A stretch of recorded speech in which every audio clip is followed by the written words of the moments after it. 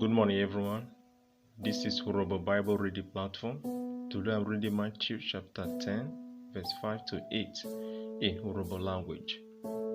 Obe Rimatu Uyomi Ronyi Ikwe Awo Ronyi Iyori Rite Erere Oweyori Ikwe Venana Eye Jesu Jiri Odabe Uri Ke Ayene Omakpo irere efa ha eye irere ri Samaria ha wesa eke vovo wanyara bru igegideme imo Israel ri wuru na wegre owadanyara watane uviere ojubu si kere utore Oweri semi ikwu rimwa oga romo ikwu ri wuru